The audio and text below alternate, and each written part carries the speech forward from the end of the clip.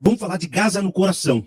Um coração que anda sangrado, né? Um coração que anda ferido e um coração que, outro dia, numa definição que eu acho que é talvez a mais forte, eu defini assim, Jamil, declaração de um estadista dos últimos tempos, do Gustavo Petro, presidente da Colômbia, ele diz que quando Gaza morrer, morre a humanidade. Uhum. E aí me pegou muito porque, de fato, a gente não está falando de uma disputa territorial, a gente não está falando só e somente de um momento, né? Não é algo circunstancial, como a gente pode dizer que circunstancial é o conflito do leste europeu, por exemplo, né? É algo que transcende essa dinâmica da lógica puramente mercantil ou territorial. E aí eu queria te ouvir sobre esse compêndio, né? Esse agregado de Gaza no coração que você faz parte, porque a gente não pode não falar sempre que pudermos a respeito do que tem ocorrido na faixa de Gaza e agora se estendendo com o lençol do sangue do Oriente Médio. Gaza no coração, Jamil. É bastante impressionante. Antes de mais nada, agradecendo ao Rafael, que é o organizador do livro, reuniu aí alguns textos bastante poderosos, não estou falando do meu, estou falando dos outros, que eu, sinceramente, quando eu li, eu fiquei muito honrado de participar de um grupo tão impressionante de escritores, de pensadores e de gente que está, obviamente, com esse sentimento que você acabou de colocar, né? Esse sentimento de que tem algo, e por sinal, eu estava nesse discurso do Petro aqui, em Nova York, na Assembleia Geral, foi semana passada, esse discurso que você citou foi um discurso muito bem escrito, ele fala muito bem, os discursos dele são sempre muito poderosos, ele, inclusive, começou o discurso com uma questão muito bonita que ele escreveu para a filha dele, e perguntou, filha, o que eu digo, né, na ONU? E ele conta essa historinha, né, do que ela falou, basicamente para dizer, olha, a juventude quer outra liderança no mundo, etc. Então, ele faz essa colocação e é muito poderosa. E essa colocação, ela não é abstrata, Tiago e Pedro, ela é uma colocação que a gente tenta no livro mostrar que ela envolve uma dimensão muito poderosa, que é onde fica a nossa indignação? Até qual é a fronteira dela? A gente só vai ficar indignado quando um ucraniano tenta cruzar a fronteira ou quando outros seres humanos de outras religiões, de outros grupos, ou eles não são tão seres humanos assim, né? Vamos colocar aqui a questão. Então, tudo isso, essa questão da indignação, ela faz muito parte dessa vontade de publicar, dessa vontade de dizer.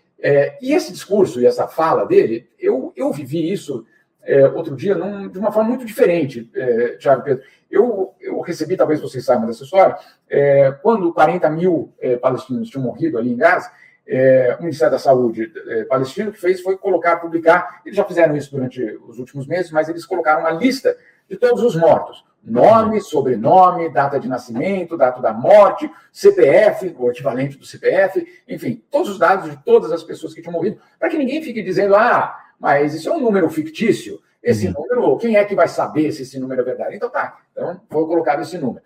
Aí eu peguei a lista, meu caro, e eu levei um choque, porque as primeiras 14 páginas dessa lista são de pessoas com menos de 1 ano de idade quando tinham morrido. São bebês. Menos de 12 meses de vida. Elas nasceram e morreram no inferno. É isso que aconteceu com esses seres humanos que chegaram à Terra no meio de uma guerra. A guerra da semana que vem está completando 1 ano. Se essas crianças, se esses bebês nasceram há menos de 1 ano, eles nasceram ou na guerra ou na véspera da guerra começar. Uhum. E morreram sem ver nenhum tipo de vida, vamos colocar entre aspas, normal. Né? Então, é isso mesmo. Quando Gaza morre, é a humanidade que morre. Agora, semana passada, acho que no começo da semana, eu recebi mais um informe aqui da ONU, e aí um informe que não era eu acho que, não, olha, a gente está investigando, não. Olha só o que era a investigação, o relatório. Eram de imagens de satélite. Né? Imagens de satélite de Gaza. E aí o relatório não entrava no detalhe de quem destruiu. Só falava do que era visto dessas imagens de satélite. E essas imagens de satélite falavam que 66% dos prédios de Gaza tinham sido destruídos. Vamos colocar em português aqui? Gaza foi apagada diante dos nossos olhos. Dizimada total. E aí a gente pode entrar depois numa discussão, até que ponto, Hamas, podemos fazer toda essa discussão. Mas os dados são esses. Os dados mostram que 66% dos prédios de uma região inteira, imagina São Paulo, 2/3 da cidade desaparecer. Né? Ou ficar e pior, não é desaparecer, é estar em escombros. Uhum. Significa que algum dia esses escombros vão ter que ser limpados, vão ter que ser retirados. Quantos caminhões vão ser necessários para você retirar 2/3 de uma cidade, de uma região inteira? Então, quando você fala isso, é absolutamente correto essa posição que você colocou do Petro.